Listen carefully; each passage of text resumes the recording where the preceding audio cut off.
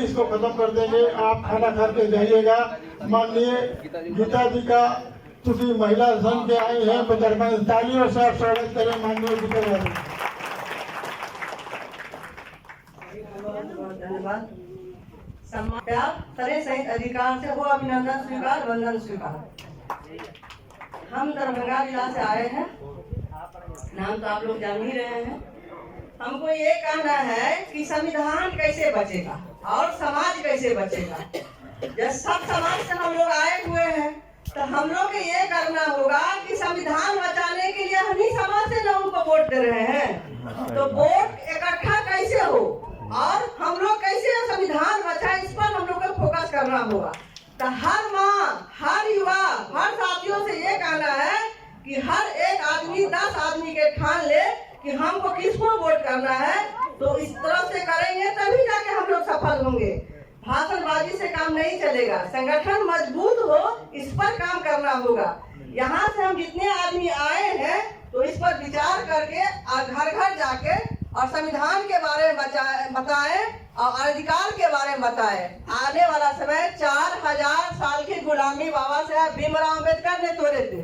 आज महिलाओं के लिए हिंदू कोड भी लाया तो महिला आजाद हुई। तो महिला नहीं जान रही है कि आजादी देने वाले बाबा साहब भीमराव अम्बेडकर है।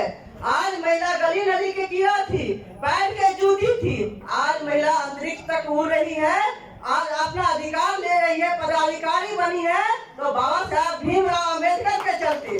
आज घर घर में सिर्फ चर्चा हो रहा है मगर संविधान चर्चा नहीं हो रहा है। कोई भी पार्टी संविधान चर्चा नहीं करा रहा है। क्यों? यदि संविधान चर्चा होगा तो अपना अधिकार और हक ले लेगा, इसलिए संविधान चर्चा नहीं हो रहा है, सिर्फ चर्चा हो रहा है। सिर्फ भगवान हमको क्या दिए हैं आप सब जानते हैं। भगवान तो सदियों से था तो कहाँ अधिकार मिला? भगवान सदियों से था तो कहाँ अधिकार मिला? अधिकार दिया तो बाबा साहब भीमराव अम्बेडकर अधिकार दिया। आज सब मतलब बराबरी का अधिकार देने वाले आज संविधान है। आज संविधान खत्म हो जाएगा तो हम लोग के आगे में कटिया और पीछे में झाड़ू भी लेने वाला है।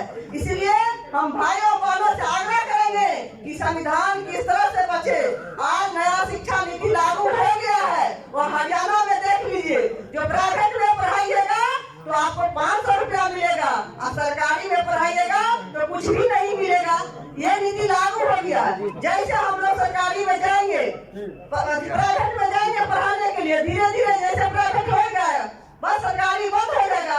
इसीलिए तो पूरा भारत बिक रहा है और भारत बिक चुका है। हाँ, भारत बिक चुका है। धीरे धीरे हर चीज खत्म होते जा रहा है। नया समीकरण बदलते जा रहा है, नया समीकरण आ रहा है, पुराना खत्म होते जा रहा है। नया मनु भवन भी बन चुका है, वो भी जान लीजिए। 400 पार का नारा लगा था, जैसे 400 पार आता वैसे संविधान बदला जाता। ना 400 पार आया और संविधान बचा हुआ है। तो हम बिहार वासियों से कह रहे हैं, अभी चाह रहा है जैसे दिल्ली में षड्यंत्र करके अपना सरकार बना लिया, हरियाणा में षड्यंत्र करके सरकार बना लिया, महाराष्ट्र में षड्यंत्र करके सरकार बना लिया। नहीं करता है, वोटर लिस्ट में से नाम हटा दिया जाता है, ईवीएम के थ्रू वोट बंद कर दिया जाता है। पहले आपका नया वो चीज ला दिया है कि जो दलित वर्ग के है, जो कमजोर वर्ग के है, उसको हर परिवार में 5 से 10 हजार रुपया देगा। पहले ही इंक लगा दिया गया जैसे दिल्ली में हुआ है।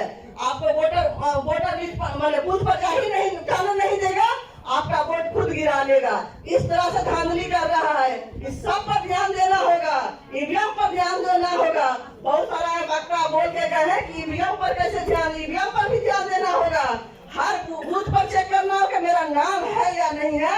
और हम सबको यही आग्रह करेंगे कि हर हाल में बिहार को भी बचाना है। बिहार में यही चाहता है मनोवादी कि हम बिहार में भी कब्जा करके मनु के विधान से हम बिहार को चलाएं। ऐसा नहीं होने देंगे हम बिहार वासी।